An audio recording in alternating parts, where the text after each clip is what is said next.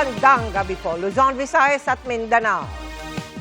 Naihain na ng Senate Impeachment Court ang subpoena sa Chief of Staff ng Office of the Vice President na si Attorney Zuleika Lopez. Isa po siya sa mga witness na ipinatatawag ng prosekusyon sa pagpapatuloy ng impeachment trial ni Vice President Sara Duterte sa susunod na linggo. Ipapakontempt umano si Lopez kung hindi susunod sa subpoena. Pero maikling tugon niya nang tanungin kung pupunta, maghanda sa bagyong Inday.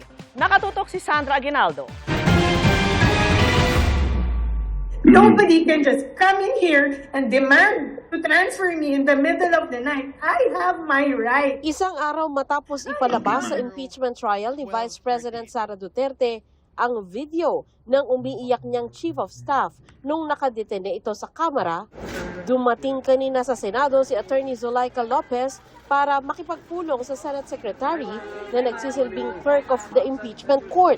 Paglabas ni Lopez matapos ang isang oras, hindi siya sumagot ng direkta sa tanong ng media. Nagbigay lang siya ng maikling pahayag. Good morning, everyone. Good morning po. Prepare for Typhoon Inday. Hindi na nagdetalye si Lopez kung aling bagyo ang tinutukoy niya, ang papalapit na Typhoon Inday o ang bise na may palayaw na Inday. Hindi pinalampas ng prosecution ang sinabi ni Lopez. Mag-ready lang tayo. Para sa bagyo ha, hindi dun sa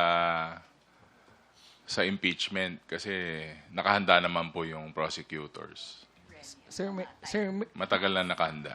Isa si Lopez sa tatlong witness na pinatatawag ng prosecution sa pagpapatuloy na impeachment trial sa susunod na linggo.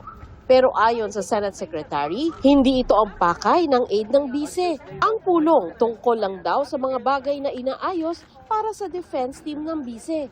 Purely administrative, like ilan daw ba ang guest na pwede lang, ilang seats ang pwede ma-allocate ng Senate sa guest ng defense. Doon sa holding area, can they bring in their own equipment? Of course.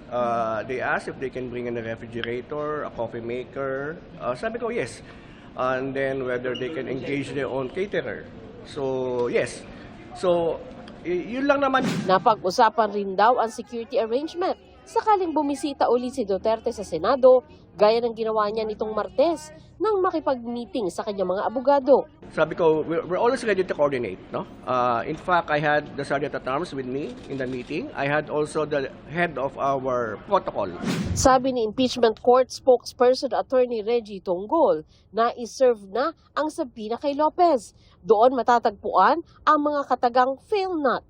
Nangangahulugan daw na mahigpit ang utos na dumalo ito sa pagdinig. Nang tanongin ng media si Lopez, Will you be attending, ma'am? The trial next week po, ma'am. Morning, everyone. may paalala naman ang impeachment court sa mga pinapatawag ng korte. Kapag pinasabpina ka, wala kang karapatan tumanggi except for certain exceptions. No? Pag hindi ka sumunod doon, mako-contempt of court ka. Sandra Aguinaldo, Nakatutok, 24 Oras.